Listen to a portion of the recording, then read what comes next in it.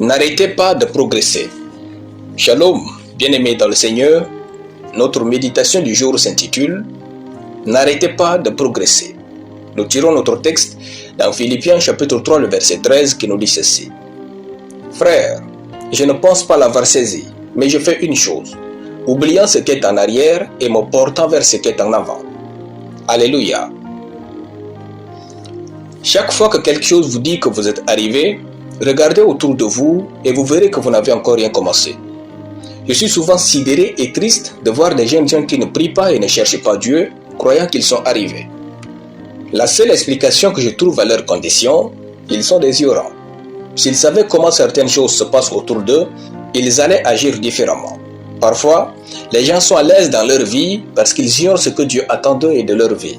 C'est pourquoi, ne laissez jamais le top de certaines personnes être votre limite. Ne laissez pas leur belle médiocrité tuer votre excellence.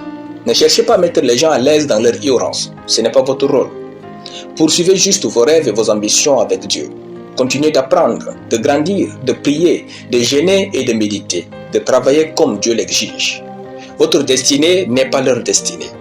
Vous existez dans cette génération pour faire une différence. Sachez que votre plus grand ennemi pour le succès dans la vie est votre dernier succès.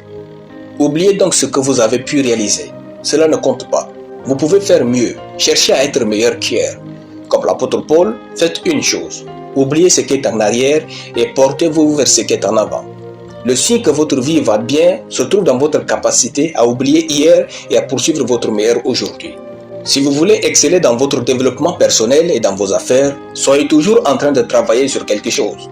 Initiez un projet avant de terminer un autre. Vivez de telle sorte que vous soyez satisfait à la fin de votre pèlerinage d'avoir donné le meilleur de vous. Soyez déterminé à être la meilleure personne qu'on a pu rencontrer. Comme j'aime le dire, vivez de telle sorte à manquer à ce monde le jour où Dieu vous rappellera. Cherchez régulièrement quoi compléter dans votre être, votre mariage, votre famille et dans vos affaires. Soyez toujours en train de progresser jusqu'à ce que vous entriez dans la gloire éternelle. Le progrès est l'antidote de la frustration et le secret derrière le bonheur durable. Alléluia. Prions. Je déclare que Dieu est avec moi et je suis focalisé sur mon progrès au nom de Jésus. Amen. La lecture biblique en une année, Deutéronome chapitre 12 à Deutéronome chapitre 17.